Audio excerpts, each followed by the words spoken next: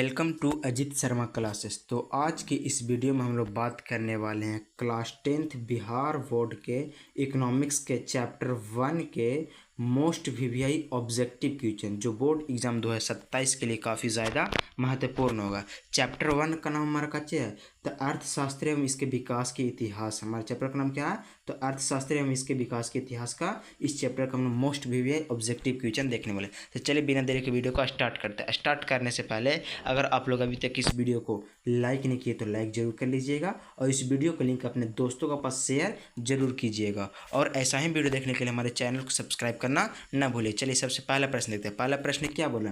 पहला बोला कि इनमें से किसको प्राथमिक क्षेत्र भी कहा जाता था? किसको है जो प्राथमिक क्षेत्र कहा जाता?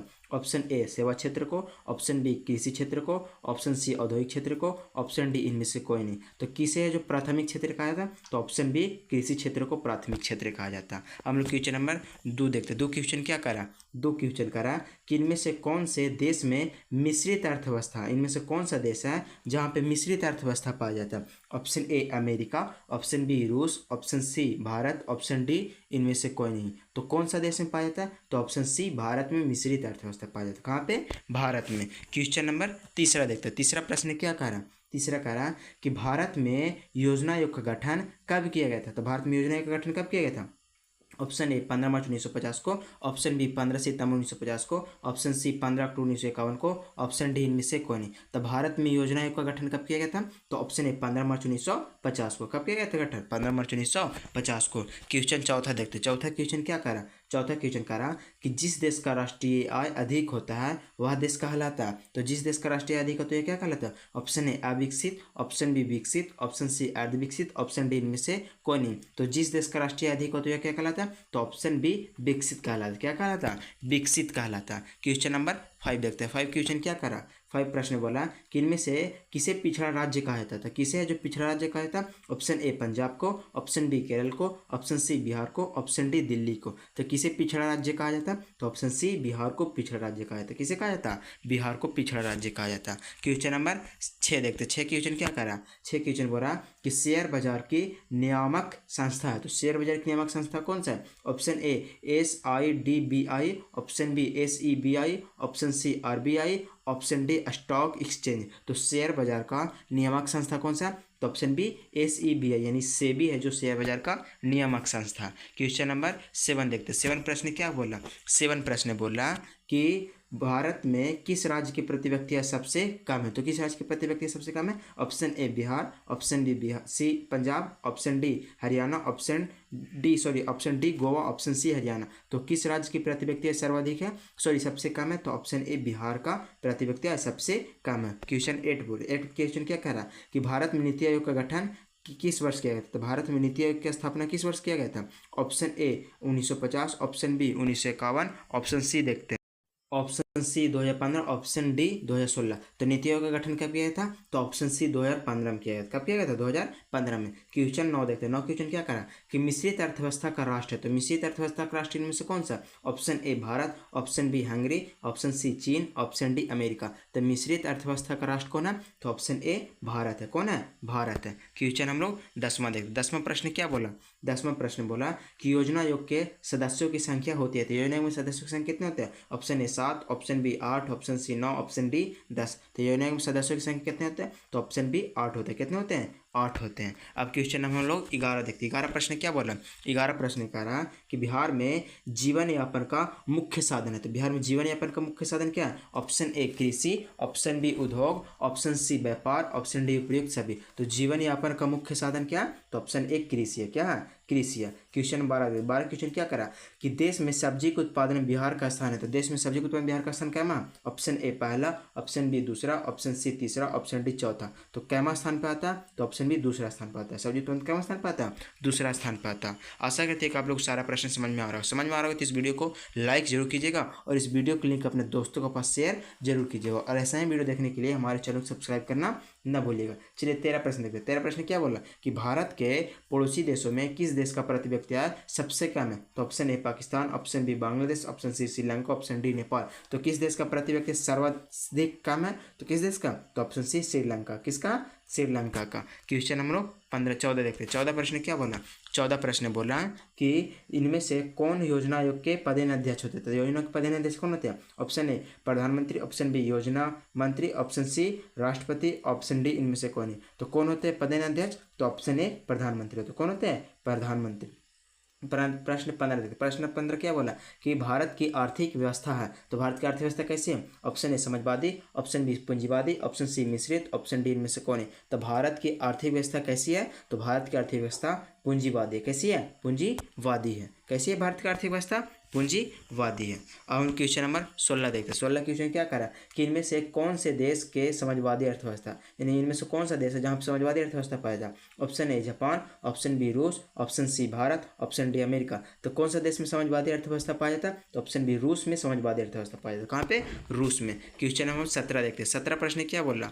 17 प्रश्न बोल रहा है कि सम्यक विकास की प्रक्रिया संबंधित है। सम्यक विकास की प्रक्रिया किससे संबंधित है? ऑप्शन ए उच्च वर्ग से, ऑप्शन बी निम्न वर्ग से, ऑप्शन सी सभी वर्ग से, ऑप्शन डी इनमें से कोई नहीं। तो सम्यक विकास की प्रक्रिया किससे संबंधित है? तो ऑप्शन सी सभी वर्ग से। कौन सा? उच्च और निम्न दोनों वर्ग से संबंधित है। प्रश्न 18 प्रश्न क्या करा कि गरीबी कैंसर की तरह है, किसने बोला था? तो ऑप्शन ए अर्थशास्त्री कुजनेट, ऑप्शन बी अर्थशास्त्री मेडिसिन, ऑप्शन सी प्रोलेविस, ऑप्शन डी इनमें से कोई नहीं। तो गरीबी कैंसर की तरह यह कथन किसका? तो ऑप्शन ए अर्थशास्त्री कुजनेट ने बोला। किसने बोला था? अर्थशास्त्री कुजनेट ने बोला था। प्रश्न हम लोग 19 देखते हैं। 19 प्रश्न क्या बोला? तो 19 प्रश्न बोला कि किस क्षेत्र को द्वितीयक क्षेत्र कहा जाता है? तो किस क्षेत्र को कहा जाता है? ऑप्शन ए सेवा क्षेत्र को, ऑप्शन बी कृषि क्षेत्र को, ऑप्शन सी उद्योग को, ऑप्शन डी इनमें से कौन है? तो किस क्षेत्र को द्वितीयक क्षेत्र कहा जाता है? तो ऑप्शन सी उद्योग क्षेत्र को कहा जाता है। किसे कहा जाता है? उद्योग क्षेत्र को। क्वेश्चन 20 देखते हैं। 20 प्रश्न क्या बोला कि 11वीं पंचवर्षीय योजना की अवधि है। तो 11वीं पंचवर्षीय योजना कब से कब तक होता है? 2008 से 2013 तक, 2006 से 2011 तक, 2009 से 2014 तक, 2007 से 2012 तक। तो 11वीं पंचवर्षीय योजना कब हुआ था? तो ऑप्शन डी हो जाएगा 2007 से 2012 तक। कब? 2007 से 2012 तक। अब प्रश्न हम लोग 21 देखते हैं। 21 प्रश्न क्या बोला? 21 प्रश्न बोला कि किस क्षेत्र को तृतीयक क्षेत्र कहा जाता है? किस क्षेत्र को कहा जाता है? ऑप्शन ए सेवा क्षेत्र को, ऑप्शन बी उद्योग क्षेत्र कृषि क्षेत्र को, ऑप्शन सी औद्योगिक क्षेत्र को, ऑप्शन डी इनमें से कौन है? तो किस क्षेत्र को तृतीयक क्षेत्र कहा जाता? तो ऑप्शन ए सेवा क्षेत्र को तृतीयक क्षेत्र कहा जाता। अब हम लोग प्रश्न 22 देखते हैं। 22 प्रश्न क्या बोलता है?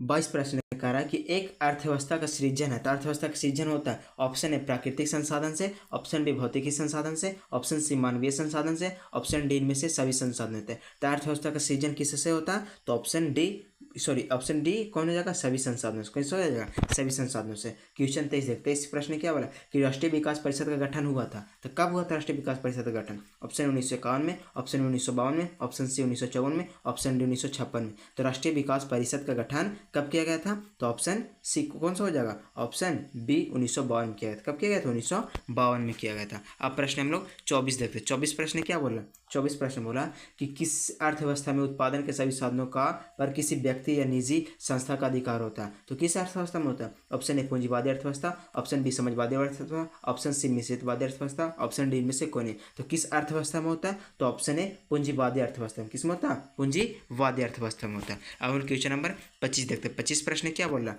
25 प्रश्न बोला कि भारत की प्रथम पंचवर्षीय योजना का कार्यकाल था। तो भारत की प्रथम पंचवर्षीय योजना काल कितना था? तो ऑप्शन है 1950 से 55, ऑप्शन बी 1951 से 56, ऑप्शन सी 1952 से 57, ऑप्शन डी 1954 से 59। तो भारत में प्रथम पंचवर्षीय काल कब से कब तक था?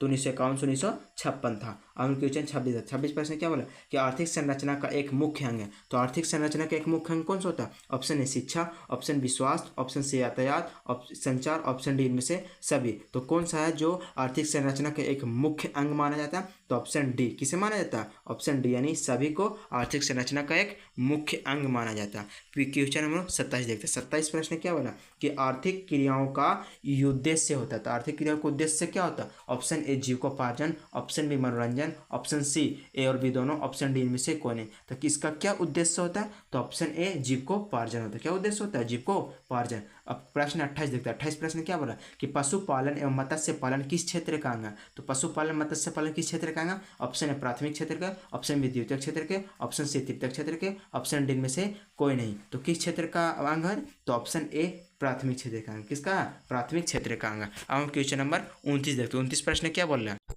29 प्रश्न बोला कि निम्नांकित में से कौन सामाजिक संरचना का अंग है। तो सामाजिक संरचना का अंग कौन सा? ऑप्शन ए शिक्षा एवं प्रशिक्षण, ऑप्शन बी स्वास्थ्य, ऑप्शन सी आवास, ऑप्शन डी उपयुक्त सभी। तो कौन है जो सामाजिक संरचना का अंग है? तो ऑप्शन डी उपयुक्त सभी है जो सामाजिक संरचना का अंग होते हैं। क्वेश्चन हम लोग 30 देखते हैं। 30 प्रश्न क्या बोल रहा है? 30 प्रश्न है कहता है कि सामान्यतः किस देश के विकास का स्तर किसी आधार पर निर्धारित किया जाता है? तो किसी देश के विकास का स्तर किसी आधार पर निर्धारित किया जाता है। ऑप्शन ए प्रति व्यक्ति आय पे, ऑप्शन बी साक्षर दर पे, ऑप्शन सी स्वास्थ्य की स्थिति पे, ऑप्शन डी इनमें से सभी। तो किस पे निर्धारित किया था? तो ऑप्शन डी इनमें से सभी के आधार पर किसी भी अर्थव्यवस्था के विकास का स्तर निर्धारित किया जाता है। अब प्रश्न 31 देखते हैं। 31 प्रश्न क्या बोल रहा है? 31 प्रश्न बोला कि अर्ध विकसित देशों की कार्यशील जनसंख्या का अधिकांश भाग संलग्न रहता था। किसमें संलग्न रहता? ऑप्शन ए प्राथमिक क्षेत्र में, ऑप्शन बी औद्योगिक क्षेत्र में, ऑप्शन सी सेवा क्षेत्र में, ऑप्शन डी इनमें से कौन है? तो किसमें ज्यादा संलग्न रहता? तो ऑप्शन ए प्राथमिक क्षेत्र में संलग्न। किसमें रहता? प्राथमिक क्षेत्र में। हम लोग क्वेश्चन नंबर 32 32 प्रश्न क्या बोल रहा है? 32 प्रश्न कि निम्नलिखित में से कौन मिश्रित अर्थव्यवस्था की विशेषता? तो कौन है जो मिश्रित अर्थव्यवस्था की विशेषता? ऑप्शन ए निजी, ऑप्शन बी सार्वजनिक क्षेत्र, ऑप्शन सी दोनों, ऑप्शन डी इनमें से कौन है? तो कौन है जो मिश्रित अर्थव्यवस्था का है? तो कौन सा हो जाएगा? तो ऑप्शन सी दोनों। कौन हो जाएगा? दोनों। निजी और सार्वजनिक दोनों होता है जो मिश्रित अर्थव्यवस्था के विशेषता।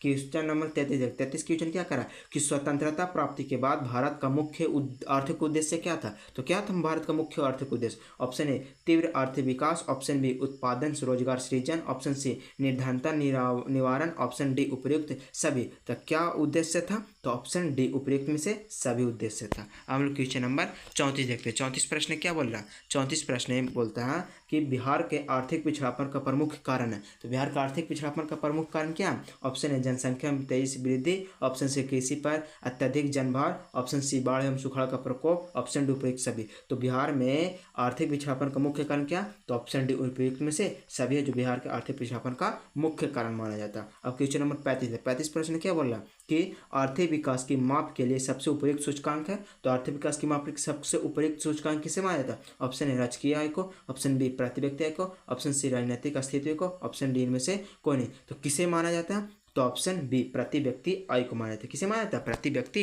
आय को माना जाता है। अब क्वेश्चन नंबर 36 देखते। 36 प्रश्न क्या बोला? 36 बोलता है कि बिहार के जमशेदपुर में लोहा एवं इस्पात के कारखाने की स्थापना हुई थी। तो लोहा एवं इस्पात के कारखाने की स्थापना कब हुआ था? ऑप्शन 1901 में, ऑप्शन 1905 में, ऑप्शन सी 1907 में, ऑप्शन डी 1912 में। तो किस वर्ष हुआ था? तो ऑप्शन सी 1907 में हुआ था। किस वर्ष हुआ था? 1907 में। क्वेश्चन 37 है। 37 प्रश्न क्या बोला कि निम्नांकित में कौन सा देश विकास अर्थव्यवस्था का उदाहरण है? विकसित अर्थव्यवस्था का उदाहरण है। तो option A America, option B Sri Lanka, option C Bharat, option D Indonesia. तो कौन सा देश है? तो ऑप्शन ए अमेरिका जो विकसित अर्थव्यवस्था का उदाहरण है। कौन? अमेरिका। हम लोग क्वेश्चन नंबर 38 देखते हैं। 38 प्रश्न क्या बोल रहा है? 38 प्रश्न का था कि विश्व पर्यावरण एवं विकास आयोग की स्थापना हुई थी। तो विश्व पर्यावरण एवं विकास आयोग की स्थापना कब हुआ था? ऑप्शन ए 1980 में, ऑप्शन बी 1983 में, ऑप्शन सी 1985 में, ऑप्शन डी 1990 में। तो विश्व विकास पर्यावरण का आयोग की स्थापना कब किया गया था? तो ऑप्शन बी 1983 में किया गया। कब किया गया? तो 1983 में। क्वेश्चन नंबर 39 प्रश्न क्या बोला कि आर्थिक समृद्धि का संबंध है। तो आर्थिक समृद्धि का संबंध किससे है? अल्पकाल से, ऑप्शन बी सामाजिक संस्थान से, ऑप्शन सी दोनों से, ऑप्शन डी मानवीय संसाधन से।